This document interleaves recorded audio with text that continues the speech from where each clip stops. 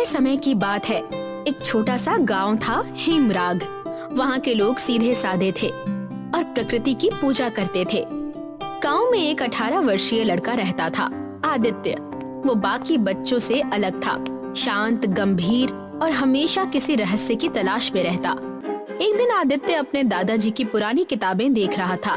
तभी उसे एक टूटे हुए पन्ने पर एक नक्शा मिला जिस पर कुछ मंत्र लिखे थे। अरे ये क्या मंत्र कैसे हैं? ये अलौकिक दरवाजा क्या होता है? उस नक्शे को देख आदित्य का उत्साह बढ़ गया। तभी उसे याद आया कि उसके दादाजी उसे बचपन से ही किसी अलौकिक द्वार की कहानी बताते थे जिसे सिर्फ सच्चा बच्चा ही पार कर सकता था। तो बस अब आदित्य ने तय कर लिया था कि वो इस नक्शे को पढ़कर उस गुफा को ढूंढ निकालेगा। अगली सुबह आदित्य ने नक्शे की बात अपने दोस्त तने और पाखी को बता दी। क्या अलौकिक दरवाजे की गुफा? मुझे तो विश्वास ही नहीं हो रहा कि ऐसी भी कोई गुफा होती है।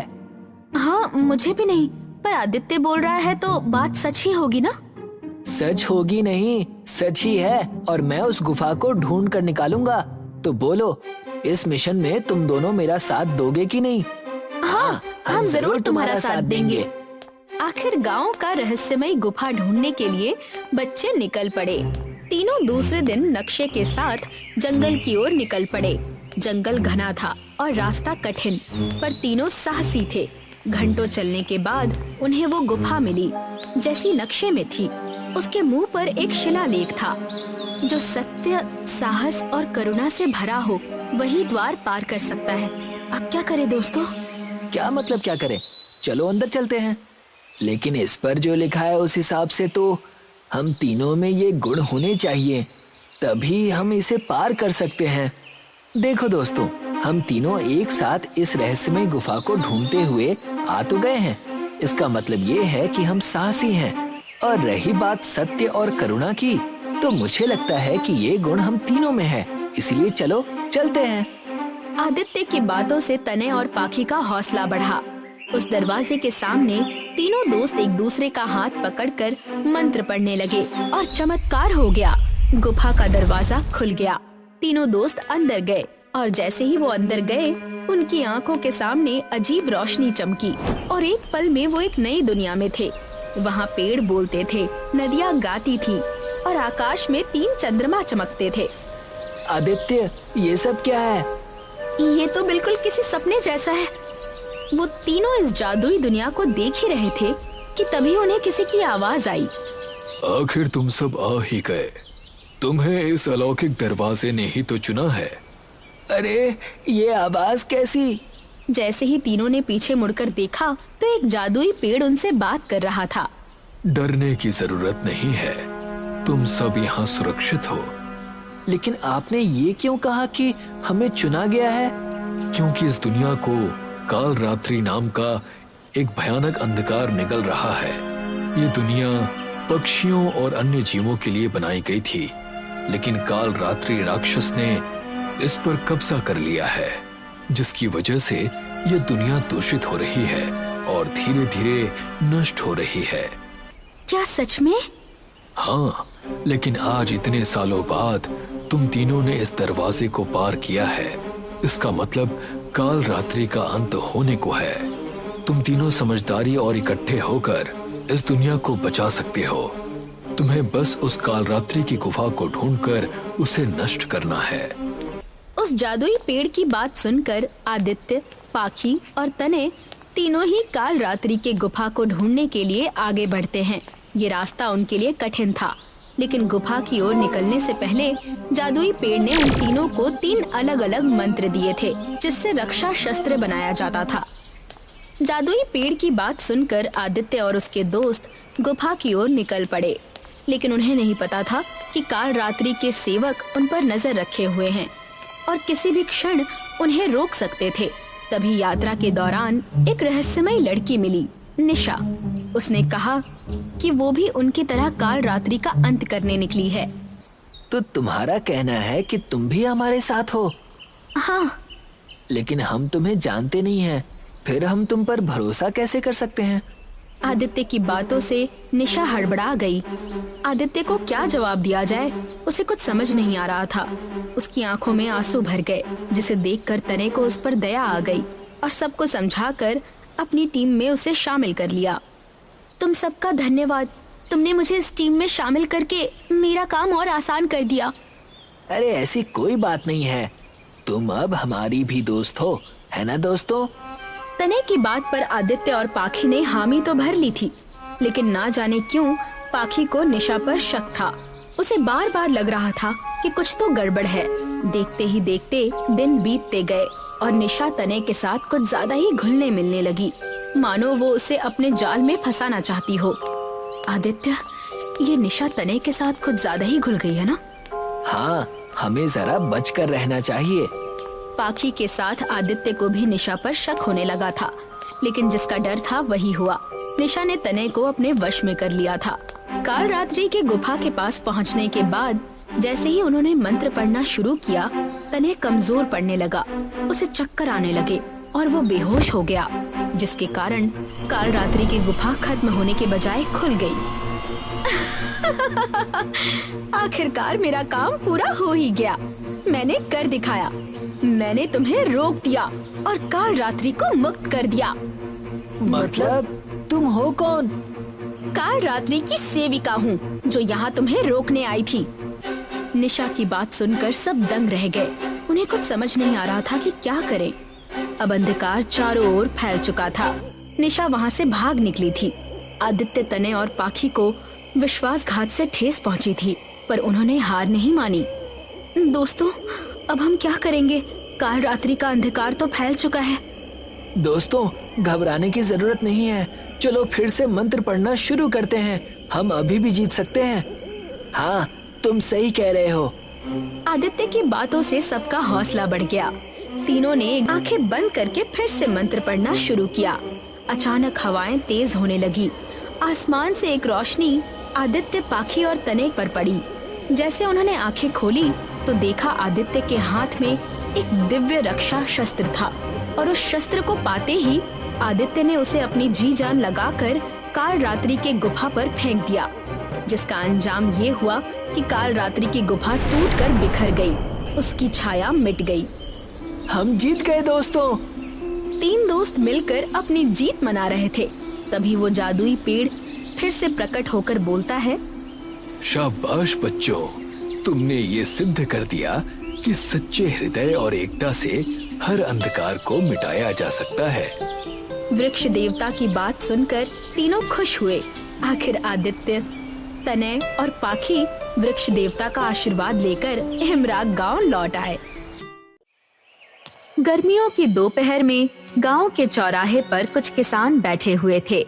उन सब के चेहरे पर चिंता और थकान झलक रही थी। जमींदार के गुंडे गांव में घूम रहे थे। अशोक एक कोने में अपनी पत्नी लीला से बातें कर रहा होता है। लीला, ये भैरव सिंह हमारी जान तक ले लेगा। जमीन छीनकर वो क्या करेगा? जब खेतों में कुछ उगेगा ही नहीं तो उसका लालच किस काम का? अशोक, क्रोध से कुछ नहीं होगा। हमें अपनी जमीन बचाने के लिए कोई और तरीका ढूंढना होगा। कैसा तरीका लीला? बारिश नहीं हुई, फसल नहीं उगी, हमारी बंजर जमीन पर कुछ भी नहीं बचा। अब इस गांव में रहना मौत को बुलाने जैसा है। तभी गांव के मुखिया रामदास पास आते हैं। अशोक, तुम सही कह रहे हो। भैरव सिंह ने गांव को नर्क बना दिया है। लेकिन बेटा, अगर तुम जैसे लोग भी हार मान लोगे तो इस गांव का क्या होगा? मुखिया जी, मैं लड़ना चाहता हूँ, लेकिन कैसे? मेरे पास अब कुछ भी नहीं बचा। तुम्हारे पास तुम्हारी मेहनत और हिम्मत है अशोक, ये मत भूलो। अशोक चुप हो जाता है, लेकिन उसकी आंखों में सवाल और गुस्सा साफ दिखाई देता है। अगले दिन अशोक थका हुआ जंगल के किनारे बैठा था। उसके चेहरे पर चिंता की लकीरें थी। अचानक उसे पेड़ों के पीछे से किसी के चलने की आवाज आती है। एक बूढ़ा व्यक्ति लकड़ी का सहारा लिए धीरे धीरे अशोक के पास आता है। क्या सोच रहे हो बेटा? आप कौन हैं और इस वीरान सी जगह में क्या कर रहे हैं? मैं एक मुसाफिर हूँ, लेकिन तुमसे ज्यादा खोया हुआ नहीं हूँ। लगता है तुमने जिंदगी से हार मान ली है। हारता वही है जिसके पास कुछ बचा ना हो। मेरी जमीन बंजर है, मेरा परिवार भूखा है और जमींदार मेरा सब कुछ छीनने पर तुला है। अब हार ही एकमात्र रास्ता है। हारने वाला नहीं, लड़ने वाला दुनिया बदलता है। तुम किसान हो और किसान के हाथ में धरती को बदलने की ताकत है। ताकत? मेरी जमीन सूखी है, उसमें कोई ताकत नहीं बची। तो ताकत मैं दूंगा। ये लो, ये 3 बीज, इन्हें अपनी जमीन में बो देना और याद रखना, जो उगेगा वो तुम्हारी किस्मत बदल देगा। बूढ़ा 3 छोटे छोटे बीज अशोक के हाथ में रखता है। ये बीज क्या करेंगे? ये कोई जादू है? जादू और मेहनत में फर्क तुम्हें जल्दी ही समझ में आएगा, लेकिन याद रखना, जो चमकेगा उसे संभाल पाना आसान नहीं होगा।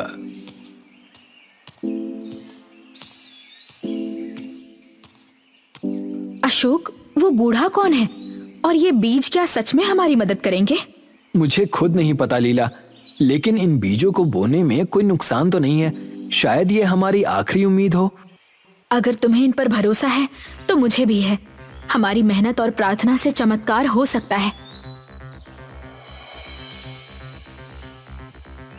अशोक और लीला ने बीज बोकर एक दूसरे की ओर देखा। उनके चेहरे पर उम्मीद और डर का मिश्रण था। अब हमें इंतजार करना होगा। ये बीज क्या करते हैं, ये आने वाला समय ही बताएगा। दोनों अपने झोपड़े में लौट आए। सुबह के समय अशोक और लीला खेत की ओर जाने लगे। जैसे ही वो खेत के पास पहुंचे, उन्हें कुछ अजीब सी चमक दिखाई दी। जमीन से छोटे छोटे चमकीले पौधे उगाए। ये पौधे रात के तारों की तरह चमक रहे थे। अशोक, ये क्या है? हमारी जमीन तो बंजर थी, लेकिन ये पौधे कैसे उगाए? ये वही बीज है जो उस बूढ़े व्यक्ति ने दिए थे, लेकिन ये कोई आम पौधे नहीं लगते लीला। ऐसा लगता है जैसे ये आसमान के तारों से जुड़े हों। अशोक, ये चमत्कार है। हमारी जमीन पर रोशनी आ गई है। अब हमारा गांव भी खुशहाल हो सकता है। अशोक और लीला एक पल के लिए खुश हुए। लेकिन लीला, अगर गांव वालों और जमींदार को इसके बारे में पता चल गया तो ये चमक हमारे लिए मुसीबत बन जाएगी। हमें सचेत रहना होगा अशोक, लेकिन सच को ज्यादा दिनों तक छुपाया नहीं जा सकता। अगले दिन गांव के लोग खेत के पास जमा हुए। सभी चमकदार पौधों को देख रहे थे। उनकी आंखों में आश्चर्य और खुशी थी।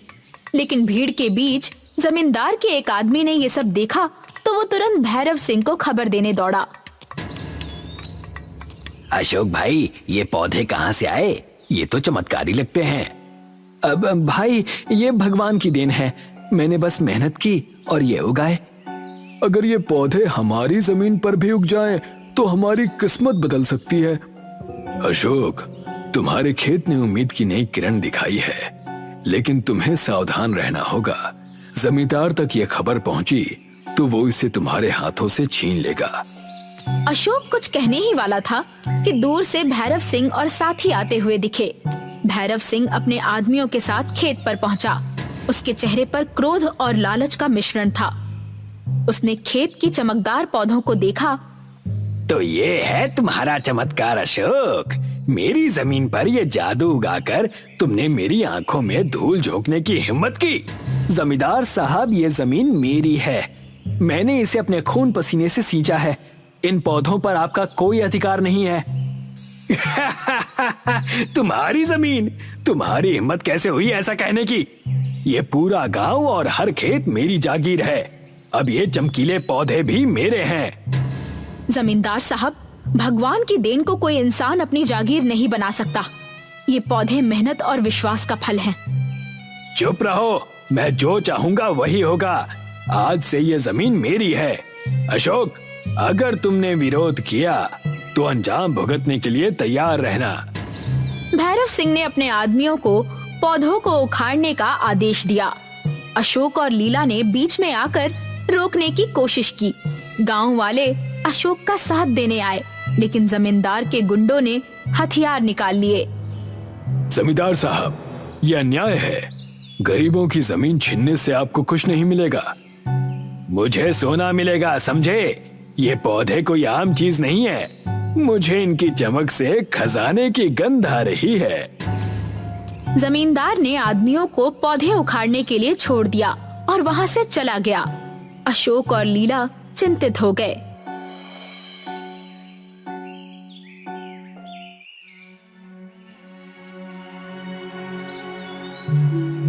अशोक और लीला घर के आंगन में बैठे थे।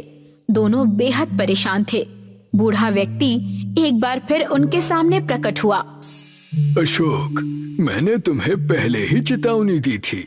इन पौधों की चमक केवल तुम्हारी मेहनत का फल नहीं, बल्कि एक रहस्य का द्वार है। कौन सा रहस्य? ये पौधे नक्षत्र लोक का द्वार खोलते हैं। उस लोक में एक खजाना छिपा है, लेकिन लालच से भरे इंसान वहां नहीं पहुंच सकते। अगर ऐसा है तो जमींदार वहां भी पहुंचने की कोशिश करेगा। हमें क्या करना होगा? तुम्हें नक्षत्र लोक का द्वार खोलना होगा, लेकिन याद रखना, जो वहां जाएगा उसे अपने मन की सच्चाई का सामना करना होगा। अशोक और लीला ने एक दूसरे की ओर देखा। उनके चेहरे पर डर और हिम्मत दोनों ही झलक रहे थे। वो जानते थे कि अब उन्हें जमींदार से टकराना ही होगा। बूढ़ा व्यक्ति अशोक और लीला को खेत में ले आता है। पौधों की चमक पहले से तेज हो गई थी, जैसे आसमान पर तारे तेजी से टिमटिमा रहे हों। अशोक, समय आ गया है। इन पौधों की चमक नक्षत्र लोक का द्वार खोल रही है। तुम दोनों को वहां जाना होगा, लेकिन याद रखना, खजाने तक पहुंचना आसान नहीं होगा। लालच और भय तुम्हारे सबसे बड़े दुश्मन बनेंगे। अगर इससे हमारे गांव की बंजर जमीन को जीवन मिल सकता है, तो हम इस परीक्षा के लिए तैयार हैं। हमने अपनी मेहनत और सच्चाई से यहाँ तक का सफर तय किया है। अब हम पीछे नहीं हटेंगे। बूढ़े व्यक्ति ने मंत्र पढ़ा। पौधों की चमक बढ़ गई और एक तेज रोशनी के साथ जमीन फटने लगी। एक जादुई द्वार प्रकट हुआ। अशोक और लीला ने धीरे धीरे उसमें प्रवेश किया। अशोक और लीला ने नक्षत्र लोक में प्रवेश किया। वो जगह जादुई थी। हर तरफ सितारों की चमक और स्वर्णिम वृक्ष। बीच में एक झील थी, जिसके पानी से हल्की रोशनी निकल रही थी। झील के पास एक रक्षक खड़ा था। उसका आकार विशाल और चमकदार था। कौन हो तुम और यहाँ क्यों आए हो? मैं अशोक हूँ, एक किसान। मैं यहाँ अमृत जल लेने आया हूँ, ताकि हमारी बंजर जमीन को उपजाऊ बना सकूं और गांव वालों की भूख मिटा सकूं। अमृत जल केवल उसे मिलेगा जो निस्वार्थ और सत्यनिष्ठ होगा। ये जल लालचियों को नष्ट कर देता है। क्या तुम्हारा दिल सच्चा है? हमने अपनी मेहनत से इन पौधों को उगाया है। हमारा उद्देश्य केवल अपने गांव को बचाना है। रक्षक मुस्कुराता है, लेकिन तभी नक्षत्र लोक में तेज आवाज गूंजी। भैरव सिंह और उसके आदमियों ने जादुई द्वार के जरिए प्रवेश किया। तो यही है वो खजाना। अशोक, तुम मूर्ख हो। ये खजाना अब मेरा है। इसे मैं सोने और धन में बदल दूंगा। अमृत जल लालचियों के लिए नहीं है। अगर तुम इसे छूओगे तो ये तुम्हारा विनाश कर देगा। कोई मुझे नहीं रोक सकता। मैं अपनी ताकत से इसे हासिल कर लूंगा। भैरव सिंह झील की ओर बढ़ा। जैसे ही उसने अमृत जल को छुआ, झील का पानी आग की लपटों में बदल गया। भैरव सिंह और उसके आदमी चीखते हुए नष्ट हो गए। अशोक और लीला ने भयभीत होकर सब कुछ देखा।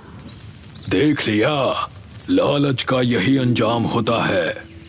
हमने देखा और समझा भी, लेकिन हमारा उद्देश्य केवल अपने गांव की भलाई है। क्या हमें अमृत जल मिलेगा? तुमने अपनी सच्चाई और निस्वार्थता से इसे पाने का अधिकार अर्जित किया है। ये लो। रक्षक अशोक को एक सुनहरी मटकी में अमृत जल देता है। अशोक और लीला वापस गांव लौट आए। उन्होंने अमृत जल अपनी जमीन पर छिड़का। देखते ही देखते बंजर जमीन पर हरियाली फैलने लगी। खेतों में फसलें उगने लगी। गांव के लोग खुशी से झूम उठे। अशोक, तुमने हमारी उम्मीद को सच कर दिखाया। अब ये गांव फिर से समृद्ध होगा। ये हमारी मेहनत और सच्चाई का फल है। हमें तो बस अपनी ताकत पर भरोसा करना था, और ये भी समझना था कि लालच से कुछ नहीं मिलता, लेकिन निस्वार्थता हमेशा रंग लाती है। गांव के लोगों ने अशोक और लीला को धन्यवाद कहा। गांव में हर कोई खुश था। अशोक और लीला खेत के पास थे। बूढ़ा व्यक्ति एक बार फिर उनके सामने प्रकट हुआ। कौन है बाबा, और आपने हमारी मदद क्यों की? अशोक, मैं नक्षत्र लोक का रक्षक हूँ। सदियों से मैं धरती पर भ्रमण करता हूँ और उन लोगों की तलाश करता हूँ जो सच्चाई और निस्वार्थता के साथ अपनी जमीन और जीवन को संवारने का सपना देखते हैं। लेकिन हमें क्यों चुना? क्योंकि मैंने तुम्हारी मेहनत और सच्चाई को देखा था। तुम्हारे जैसे लोग ही अमृत और नक्षत्र लोक की शक्ति का सही उपयोग कर सकते हैं।